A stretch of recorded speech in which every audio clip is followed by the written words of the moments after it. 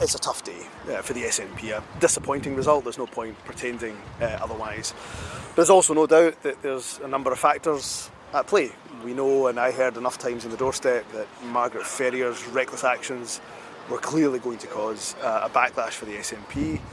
The police investigation, which has undoubtedly been engulfing the party over the last few months, also being a factor. And we saw the result last night, the collapse of the Tory vote going to Labour is another significant factor. But the SNP has to really take the result on the chin as well, and understand it as a message that voters are sending us to. So we'll reflect, we'll regroup, and we'll reorganise, and we'll come back stronger. And we had a fantastic candidate in Katy Loudon, a really good team on the ground, but we can't ignore the message from the people of Rutherglen and Hamilton West that didn't come out to vote for us. They decided to stay at home. They weren't inspired by our message, and that's why I, as party leader, and the SNP, as I say, need to reflect, we need to regroup, we need to reorganise and make sure we come back stronger, because we've had adversity before in the party, but we've come back out stronger.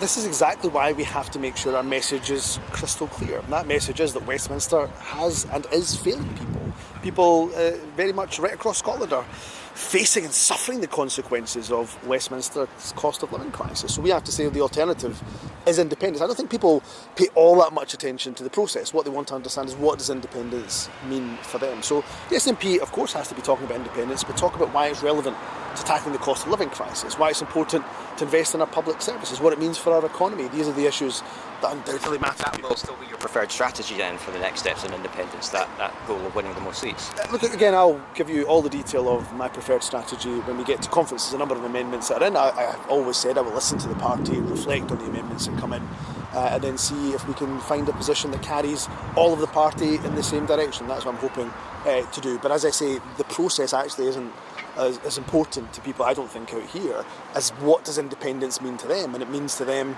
I hope, means to an alternative to this Westminster cost of living crisis. Of course, the leader of the party, in this case me, of course, I do have to reflect on what was a very difficult night for the SNP, and that's what we'll do. We'll reflect, we'll regroup, we'll absolutely ensure that we reorganise as well, and that falls to me to make sure that we do that, make sure we have a good campaign machine that is ready and fit and fighting for a general election, but also to make sure that we have a really clear, crisp message, and we're articulating that message of why people should come out and vote for the SNP.